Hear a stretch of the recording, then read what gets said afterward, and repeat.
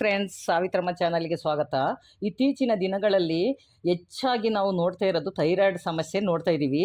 ಈ ಥೈರಾಯ್ಡು ಹೇಗೆ ಬರ್ತದೆ, ಮತ್ತು ಇದ್ರ ಬಂದ ನಂತರ ಆಗುವ ಗುಣಲಕ್ಷಣಗಳೇನು, ಮತ್ತು ಬರದ ಹಾಗೆ ನಾವು ಮನೆಯಲ್ಲಿ ಏನು ಮನೆಮದ್ದನ್ನು ಮಾಡ್ಕೋಬಹುದು ಎಂಬುದನ್ನು ಈ ವಿಡಿಯೋದಲ್ಲಿ ತಿಳಿಸ್ತೀನಿ. ಸ್ಕಿಪ್ ಮಾಡದೆ ನೋಡಿ. ಮತ್ತು ಯಾರು ಸಬ್ಸ್ಕ್ರೈಬ್ ಆಗಿಲ್ಲ ಅವರೆಲ್ಲರೂ ಸಬ್ಸ್ಕ್ರೈಬ್ ಆಗಿ. ಥೈರಾಯ್ಡ್ ಅಂಶ ದೇಹದಲ್ಲಿ ಹಾಳಾಗದಾಗೆ ನೋಡಿಕೊಳ್ಳಬೇಕಾದರೆ ಹೆಚ್ಚಿಗೆ ಮಾನಸಿಕ ಒತ್ತಡ ಇರುವುದರಿಂದ, ವ್ಯಾಯಾಮ ದೇಹಕ್ಕೆ ಇಲ್ಲದಿರುವುದರಿಂದ, ಅಯೋಡಿನ್ ಅಂಶ ಇರುವ ಪೌಷ್ಟಿಕ ಆಹಾರವನ್ನು ಸೇವನೆ ಮಾಡುವುದರಿಂದ ಇದೆಲ್ಲ ದೇಹದಲ್ಲಿ ಥೈರಾಯ್ಡ್ ಹೈಪೋಥೈರಾಯ್ಡ್ ಬಂದಿದೆ ಅಂದರೆ ಆರಂಭಿಕ ಗುಣಲಕ್ಷಣಗಳನ್ನು ತಿಳಿಸ್ತೀನಿ. ಮೊಟ್ಟ ಮೊದಲು ಅತಿಸಾರ ಭೇದಿ, ಮಲಬದ್ಧತೆ, ಕೊರಳಿನ ಸಮಸ್ಯೆಗಳು ಇರುತ್ತದೆ, ಖಿನ್ನತೆ, ತೂಕ ಜಾಸ್ತಿ ಆಗೋದು, ತೂಕ ಕಡಿಮೆ ಆಗುವುದು, ಮತ್ತು ಚರ್ಮದಲ್ಲಿ ಎಣ್ಣೆಯುಕ್ತ ಜಾಸ್ತಿ ಆಗುವುದು ಅಥವಾ ಒಣ ಚರ್ಮ ಉಂಟಾಗುವುದು, ಬೆವರು ಜಾಸ್ತಿ ಆಗುವುದು, ಪಾದಗಳು ತಣ್ಣಗಾಗುವುದು, ಮುಖ್ಯವಾಗಿ ಕಣ್ಣಿನ ದೃಷ್ಟಿಗಳು ತೊಂದರೆ ಆಗ್ತದೆ. ಕಣ್ಣಿನ ರಪ್ಪೆಗಳು, ಕಣ್ಣಿನಲ್ಲಿರುವ ನೀರಿನಂಶ ಕಡಿಮೆ ಆಗಿ ರಪ್ಪೆಗಳು ಮುಚ್ಚಿಕೊಳ್ತದೆ ಮತ್ತು ಕಣ್ಣಿನ ಮೇಲ್ಭಾಗ ಕೆಳಭಾಗ ಊದಿಕೊಂಡಿರುತ್ತದೆ. ಹಾಗೂ ಕೂದಲು ಉದುರುವಿಕೆ, ಕೂದಲು ತೆಳ್ಳಗಾಗುವಿಕೆ, ಜೊತೆಗೆ ಜ್ಞಾಪಕ ಶಕ್ತಿ ಕಡಿಮೆ ಆಗುವುದು. ಥೈರಾಯ್ಡ್ ಇರುವವರು ಈ ಆಹಾರ ಪದಾರ್ಥಗಳನ್ನು ಸೇವಿಸಬಾರದು.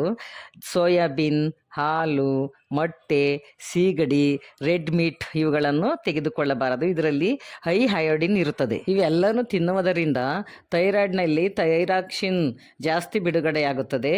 ಈ ಥೈರಾಯ್ಡ್ ಇದ್ದವರು ಸೋಯಾಬೀನ್ ಸೇವನೆಯಿಂದ T3, T4 ಅಂಶ ಕಡಿಮೆಯಾಗುತ್ತದೆ. ಇದರಿಂದ ಥೈರಾಯ್ಡ್ ಜಾಸ್ತಿ ಆಗುವ ಸಾಧ್ಯತೆ ಇರುತ್ತದೆ. ಥೈರಾಯ್ಡ್ ಇರುವವರು ಎಲೆಕೋಸು, ಹೂಕೋಸು, ಗೆಡ್ಡೆಕೋಸು ಇವುಗಳಲ್ಲಿ ಗೈಟ್ರೋಜಿನ್ ಹೆಚ್ಚಾಗಿ ಇರುವುದರಿಂದ ಇದನ್ನು ಹಸಿಯಾಗಿ ತಿನ್ನಬಾರದು. ಇದನ್ನು ಬೇಯಿಸಿ ಸ್ವಲ್ಪ ಪ್ರಮಾಣದಲ್ಲಿ ಸೇವಿಸಬೇಕು. ಥೈರಾಯ್ಡ್ ಇದ್ದವರು ವೆಜಿಟಬಲ್ ಆಯಿಲ್, ಇದರಲ್ಲಿ ಒಮೆಗಾ 6 ಫ್ಯಾಟಿ ಆ್ಯಸಿಡ್ ಜಾಸ್ತಿ ಇರುವುದರಿಂದ ದೇಹದಲ್ಲಿ ಇನ್ಫ್ಲಮೇಷನ್ ಜಾಸ್ತಿ ಇರುತ್ತದೆ. ಇದರಿಂದ ಥೈರಾಯ್ಡ್ ಇದ್ದವರಿಗೆ ಇನ್ನೂ ಜಾಸ್ತಿ ಆಗುವ ಸಾಧ್ಯತೆ ಇದೆ. ಇನ್ನು ಸನ್ಫ್ಲವರ್ ಆಯಿಲ್ನಲ್ಲಿ ಜಾಸ್ತಿ ಡೀಪ್ ಫ್ರೈ ಮಾಡಿದ ಆಹಾರಗಳನ್ನು ತೆಗೆದುಕೊಳ್ಳಬಾರದು. ಆಕ್ಸಿಡೇಸಿಸ್ ಸ್ಟ್ರೆಸ್ ಜಾಸ್ತಿ ಆಗುತ್ತದೆ. ಹೈ ಕ್ಯಾಲೋರಿ ಇರುವ ಫುಡ್ಗಳನ್ನು ತೆಗೆದುಕೊಳ್ಳಬಾರದು.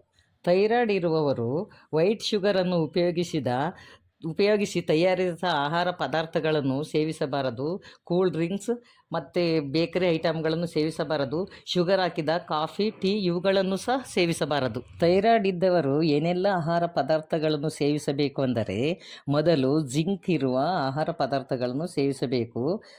ಹಲಸಿನ ಬೀಜ, ಮೊಟ್ಟೆ, ಮಾಂಸ, ಸೊಪ್ಪಿನ ಪಲ್ಯ ಇಂಥ ಆಹಾರಗಳನ್ನು ಸೇವಿಸಬೇಕು. ಜೊತೆಗೆ ಪ್ರತಿದಿನ ಸಿರಿಧಾನ್ಯದಿಂದ ತಯಾರಿಸಿದ ಆಹಾರ ಪದಾರ್ಥಗಳನ್ನೇ ಸೇವಿಸಬೇಕು. ಥೈರಾಯ್ಡ್ ಇರುವವರು ಅಲಿವಿರವನ್ನು ಸೇವಿಸಬಹುದು ಮತ್ತು ವಿಟಮಿನ್ B, D ಇರುವ ಆಹಾರ ಪದಾರ್ಥಗಳನ್ನು ಸೇವಿಸಬಹುದು. ಇದರ ಜೊತೆಗೆ ಶುಂಠಿಯನ್ನು ಹೆಚ್ಚಾಗಿ ಬಳಸುವುದರಿಂದ ಥೈರಾಯ್ಡ್ ಜಾಸ್ತಿ ಇದ್ದವರು ಸಹ ಕಡಿಮೆಯಾಗುವ ಚಾನ್ಸಸ್ ಇರುತ್ತದೆ. ಥೈರಾಯ್ಡ್ ಇರುವವರು ಆಪಲ್ ಸೈಡರ್ ವಿನಿಗರನ್ನು ಉಪಯೋಗಿಸಬಹುದು. ಖಾಲಿ ಹೊಟ್ಟೆಯಲ್ಲಿ ಉಪಯೋಗಿಸುವುದು ಒಳ್ಳೆಯದು.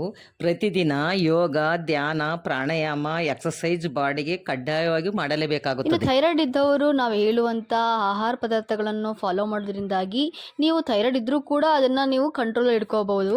ಅದು ನೆಕ್ಸ್ಟ್ ಸ್ಟೇಜಿಗೆ ಹೋಗ್ದಂಗೆ ಅದನ್ನ ಹತೋಟಿಯಲ್ಲಿ ಹಿಡ್ಕೋಬಹುದಾಗುತ್ತೆ. ನಾವು ಹೇಳುವಂಥ ಇದೇ ರೀತಿ ಮನೆ ಮದ್ದುಗಳನ್ನು ಅಥವಾ ನಾವು ಹೇಳುವಂಥ ಊಟದ ಆಹಾರಗಳನ್ನು ನೀವು ಕ್ರಮಗಳನ್ನು ಅನುಸರಿಸೋದ್ರಿಂದಾಗಿ ನಿಮ್ಮ ಜೀವನ ಶೈಲಿ ಕೂಡ ತುಂಬ ಚೆನ್ನಾಗಿರುತ್ತದೆ. ಆರೋಗ್ಯದ ಬಗ್ಗೆ ಹೆಚ್ಚಿನ ವಿಡಿಯೋಗಳಿಗೋಸ್ಕರ ಸಾವಿತ್ರಮ್ಮ ಚಾನಲನ್ನು ಲೈಕ್ ಮಾಡಿ, ಶೇರ್ ಮಾಡಿ, ಸಬ್ಸ್ಕ್ರೈಬ್ ಮಾಡೋದನ್ನು ಮರಿಬೇಡಿ. ನೀವು ಸಬ್ಸ್ಕ್ರೈಬ್ ಮಾಡದೆ ಹಾಗೆ ವಿಡಿಯೋಗಳನ್ನ ನೋಡ್ತಾ ಇದ್ದರೆ ದಯವಿಟ್ಟು ಸಬ್ಸ್ಕ್ರೈಬ್ನ ಮಾಡಿ. ಹಾಗೆ ಮತ್ತು ಸ್ಕಿಪ್ ಮಾಡದೆ ಫುಲ್ ವಿಡಿಯೋಗಳನ್ನ ದಯವಿಟ್ಟು ನೋಡಿ. Thank you.